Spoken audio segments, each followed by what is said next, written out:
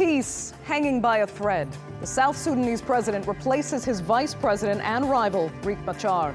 We speak with both men's spokespersons. Also on today's program, misplacing the limelight. We look at how the news could be contributing to a rise in global violence. And in Picture This, a deep crack in the glass ceiling for U.S. women as Hillary Clinton receives the Democratic presidential nomination.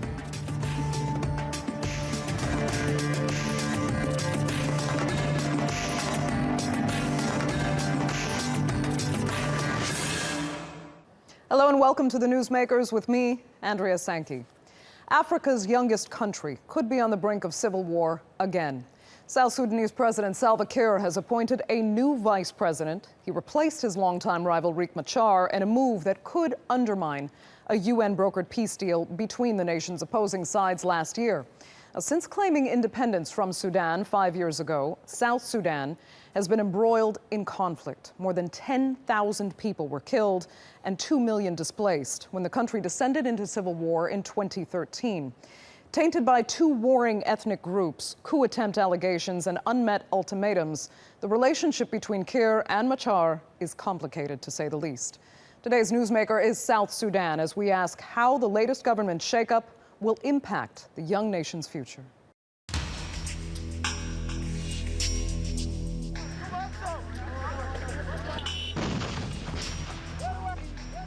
Two leaders that could never get along. South Sudan's President Salva Kiir and First Vice President Riek Machar have been locked in a power struggle for years. The UN pushed them to work together to avoid another civil war. But weeks after fighting resumed between rival groups in the capital, Kiir has now replaced Machar. Machar fled Juba last week, ignoring Kiir's call to return, unless a neutral peacekeeping force is created by an international body. So the president has appointed Taban Dengai, who was Riek Machar's chief negotiator during peace talks, a decision that many feared could lead to even more violence. It comes into our mind, especially me, it comes into my mind, there's a war. There's a very big war coming.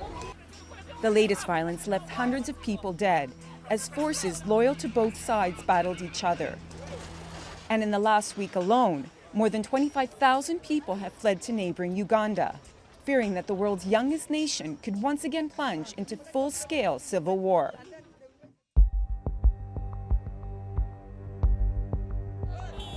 July 2011. After more than 20 years of guerrilla warfare, South Sudan finally gained independence. We dream of South Sudan where children go to school without fear of air bombardments. But just 2 years later, the country descended into civil war. After President Salva Kiir sacked his cabinet and accused Riek Machar of planning a coup, the war was broadly fought between the country's biggest ethnic groups. The Dinka, led by Kiir, and the newer rebels, backing Machar. Tens of thousands were reportedly killed and more than 2.2 million displaced. Several peace deals were signed and breached. Then in August last year, with the threat of UN sanctions, a ceasefire was agreed. And in April, Machar returned to South Sudan as first vice president in a new unity government led by Kiir. But it's been a fragile peace, with tension and distrust among the once warring troops still dangerously high. As well as political instability, the economy is in freefall. Soaring inflation and a drop in oil prices have increased poverty, leaving much of the population in urgent need of food aid. And with Machar now out of the game, is rebuilding peace still on the cards for South Sudan? Christine Pirovolakis, The Newsmakers. Well, joining me now from Nairobi is the official spokesman for Riek Machar, James Gatdet, Doc. James, thanks so much for joining us. Your vice president hasn't been seen in Juba for weeks now, but he has spoken to the press, condemning his replacement, of course, and saying, quote unquote, "We will defend ourselves." First things first, where is he? Why did he flee? And is he coming back to Juba now? Well, Dr. Riek Machar is around Juba. This is where he fled to after he was attacked. His forces were attacked. His house was bombed. he decided to flee the capital, Juba. He is currently around Juba. He is willing to come back to Juba.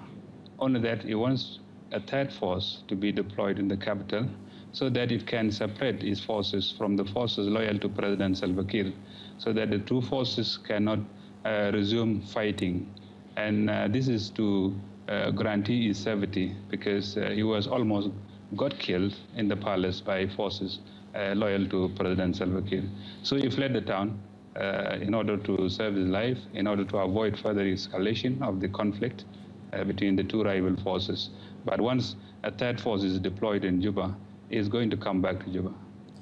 When he says, quote unquote, we will defend ourselves, what exactly does he mean? Is he talking about a possible return to all-out war?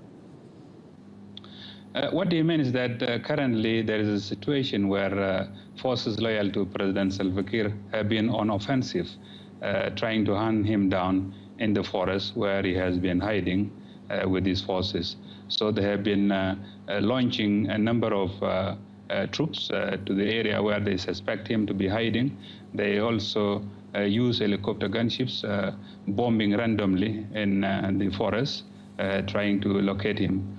So in this situation, he is saying that if it continues, that the forces loyal to President Salva Kiir continue to attack him or attack his forces where he has been hiding, then he has the right to self-defense. Legality aside, why would it be a bad thing to have someone else from the same party appointed if Salva Kiir, the president, feels he can work more effectively and more peacefully with that person?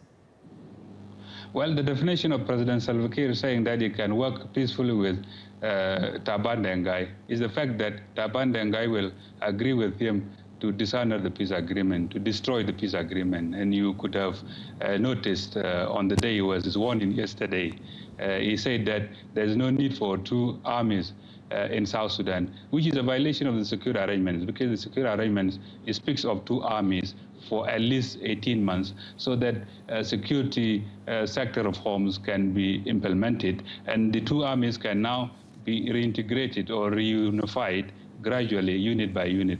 So Salva Kiir knows that by working with Taban Dengai, this means the death of the peace agreement.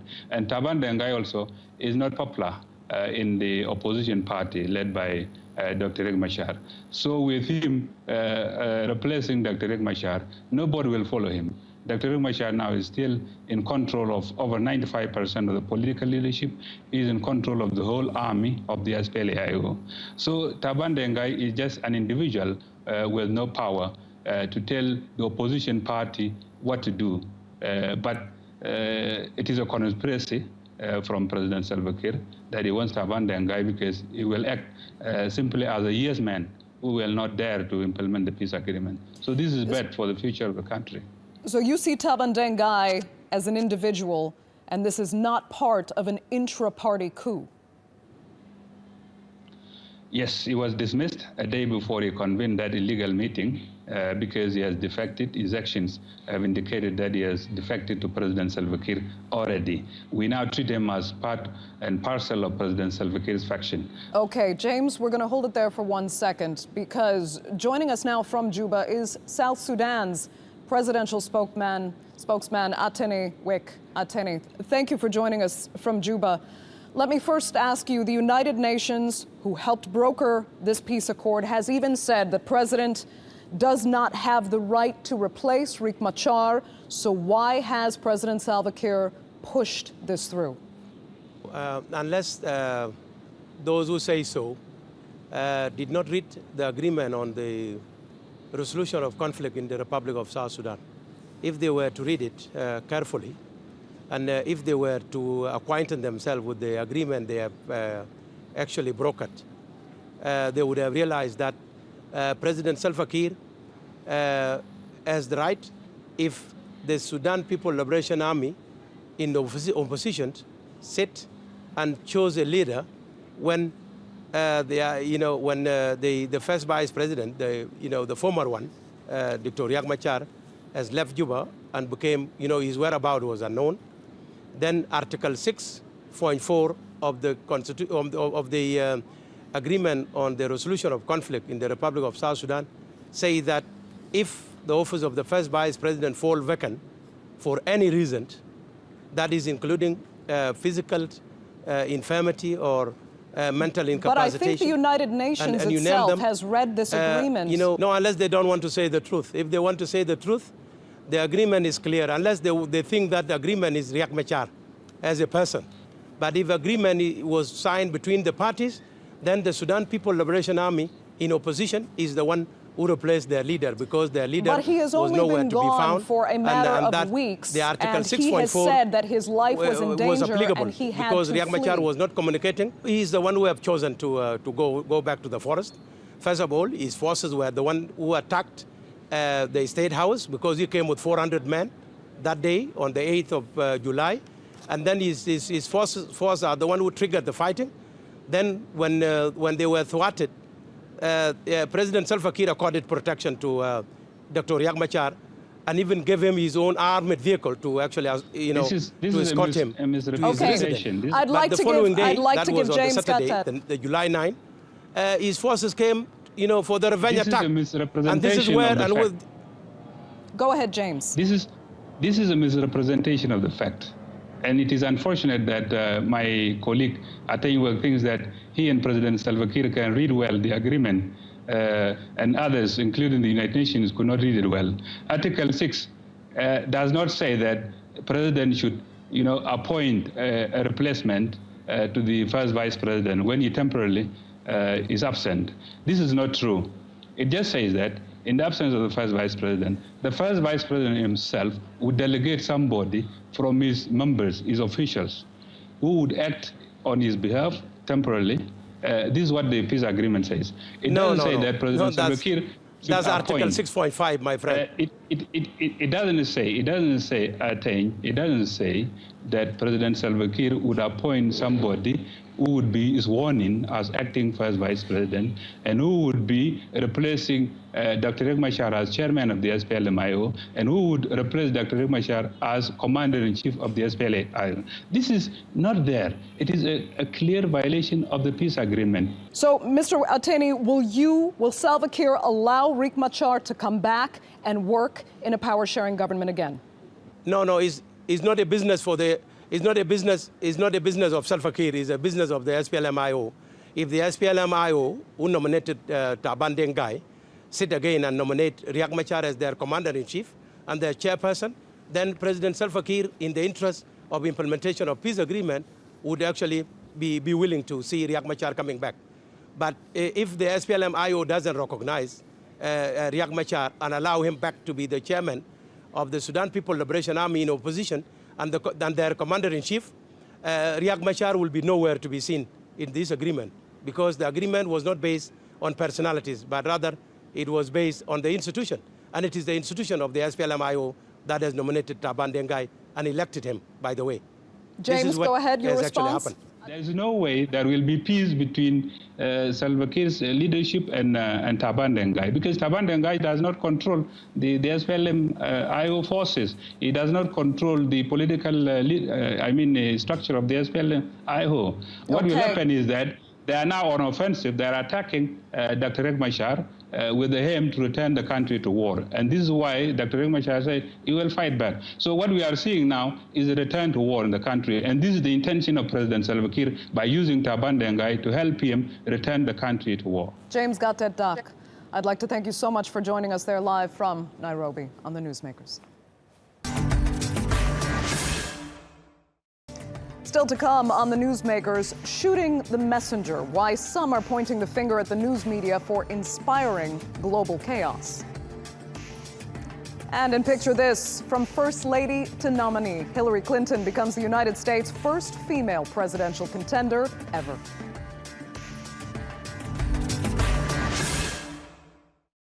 It's become an all too familiar drill. A global crisis strikes, and then comes the immediate onslaught of breaking news alerts, talking heads, and constant updates of the latest. The more details, the better. Sometimes a name and a face associated with tragic acts follows and is then repeated and amplified for hours on end. If it's labeled a terror attack, the conversation often shifts to a question of how the individual was radicalized. But could the media itself be the radicalizer? In an age of increasing saturation and the immortality of social media information, critics of the mainstream news media say the approach is all wrong. Yvette McCullough has more. Let's just repeat the news we broke just a minute or two ago. Reports from Munich in southern Germany say shots have been fired in a shopping centre. Deadly shooting overnight in Florida outside a nightclub. What more are we learning about who this individual was? The driver is reportedly a 31-year-old Tunisian-born French citizen. Mass shootings and attacks are increasingly dominating global headlines. In the competitive age of rolling breaking news, coverage of unfolding events follow a formula, with news outlets working to report the facts as they come to hand, to tell the stories of eyewitnesses and victims. All of a sudden, we heard pop, pop, pop, pop, pop. And determine if there's any link to terrorism. In the aftermath, the attention turns to the attacker, who they were, their background, how they carried out the attack, and why. According to the police, that this young man was obsessed with mass shootings.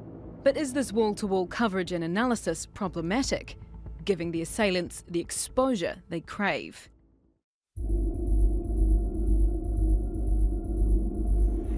Munich, Nice, Orlando. Recent events where the attackers' lives, history and motives have come under the spotlight. Global media released their names, photos and details of what is thought to have inspired them to kill. But for some, this kind of coverage goes too far. Instead of serving the public's right to knowledge, it simply gives the attackers the kind of limelight they want, and it encourages copycat attacks. Some argue that attackers' names, photos or manifestos should not be released to the public, to take away any chance for notoriety or infamy.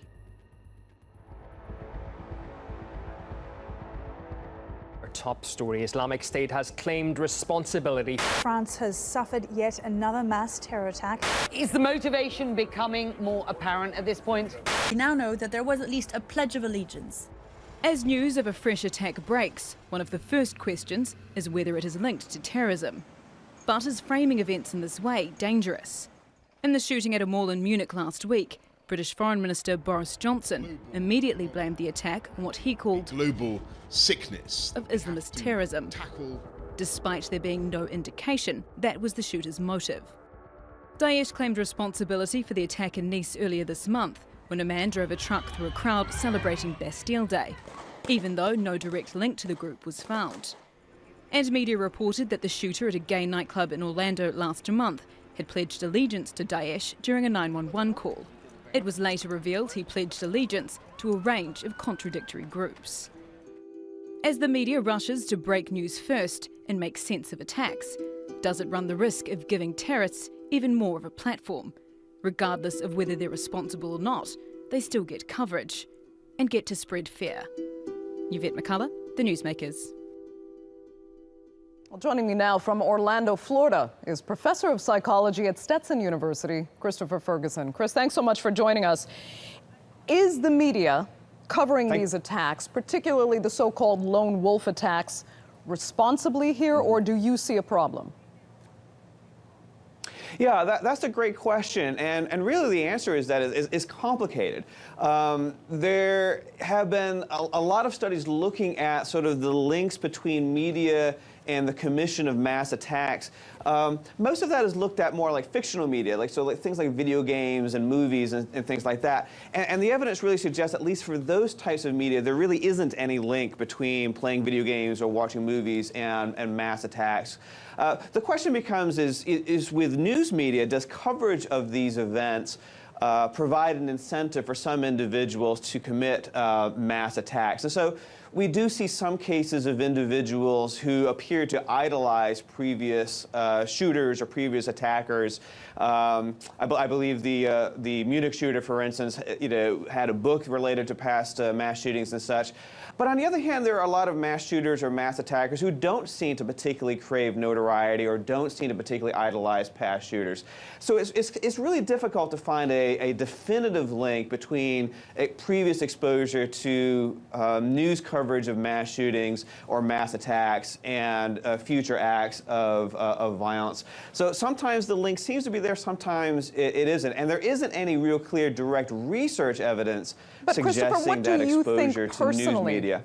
What do you think personally? Because you work with patients that have behavioral problems. Sure. What do you think?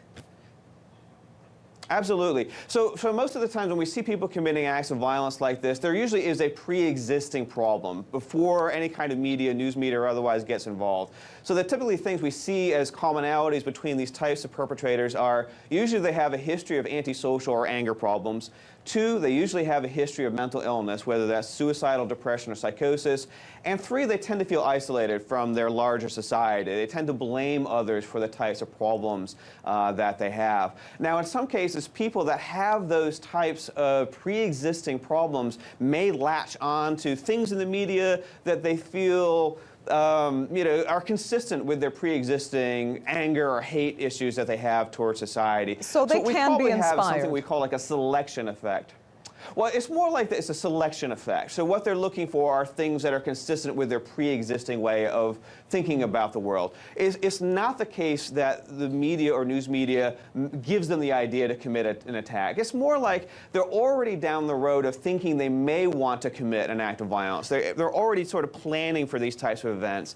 But then when they're doing that, they may latch onto other individuals or other circumstances or other ideologies like ISIL that seem to be consistent with their already pre-existing anger towards the world. I think that's a good example when we saw the shooting here in Orlando just a few weeks ago that, as was reported, the shooter proclaimed, allegiance to a bunch of different groups that were hateful in nature, but didn't appear to have any consistent ideology about what he was talking about necessarily. So I think he's just identifying with other people who are filled with hate like he himself was, but the link is actually quite tenuous. Tell me, if you can, what about the mind of an actual terrorist? Does the media give them just the publicity they're looking for? Well, I think in terms of publicity, where you do see the media having a bit of an impact is simply for the groups themselves. So, I think one of the things we're seeing with whether the group is ISIL or Al-Qaeda or any of these groups, that we are seeing a lot of people, politicians, journalists coming out and saying, well, this attack might have been inspired by ISIL or by Al-Qaeda or other groups, even in some cases where that link is, again, quite tenuous. So in some of those situations, we are seeing people, whether they're politicians, giving a bit of free publicity, if you will, to some of these groups, even if those groups really had very little to do with the acts that were perpetrated by lone wolf perpetrators. What about the Orlando shooting, the one you're probably most familiar with? Do you think the media was too quick to say this is the result of an Islamic terrorist? I think what you have is that when a shooting like this occurs, people in the general public want answers. They want to know what made this happen.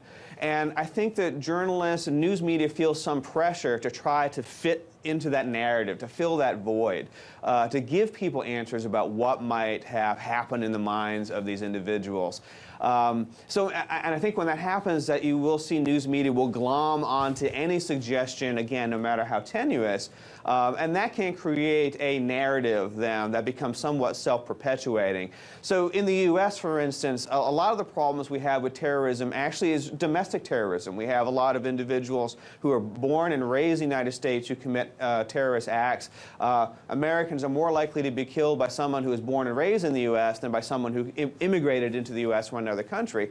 But we have this narrative in the U.S. about terrorism being external, about it being something that's imported, whether that's through radical Islam or through some other sort of mechanism, and that narrative can be self-perpetuating. So when we see cases like the Orlando shooting, people may glom on to this idea that radical Islam was a significant factor in this individual's crime, when really it comes down to, like most shootings, it really comes down to mental illness, anger problems, and a feeling of social isolation. In some cases, the perpetrators may glom onto a hateful ideology. In other cases, they may be inspired by racism, by misogyny, or simply target people fairly randomly.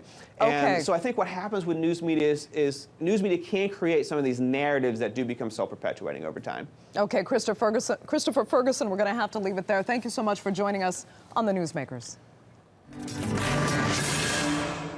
In today's Picture This, there have been tears, cheers, and declarations of female empowerment across the United States after the Democrats chose Hillary Clinton as the first female presidential nominee in U.S. history. Let's take a look.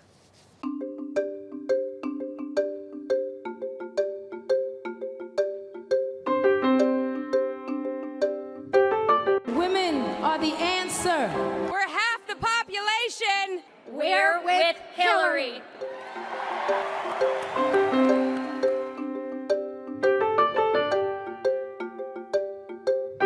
And I can't believe we just put the biggest crack in that glass ceiling yet.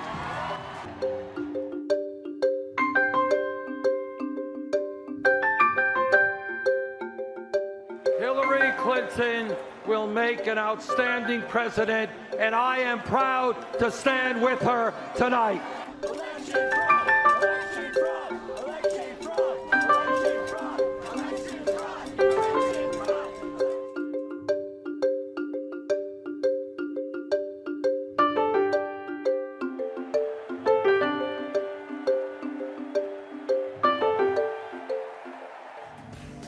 Today's newsmaker was South Sudan. After years of conflict, the spokesman for the replaced Vice President Riek Machar tells us the country might return to war if a third-party force does not intervene to protect the now former vice president. He added that without international help, Riek Machar will not return to Juba, and he and his army will defend themselves. But the spokesman for President Salva Kiir has said his party isn't interested in returning to a power-sharing government with Riek Machar, and that Taban Deng Gai is now the first vice president. You've been watching this edition of the Newsmakers with me, Andrea Sankey. Thanks for watching. Goodbye.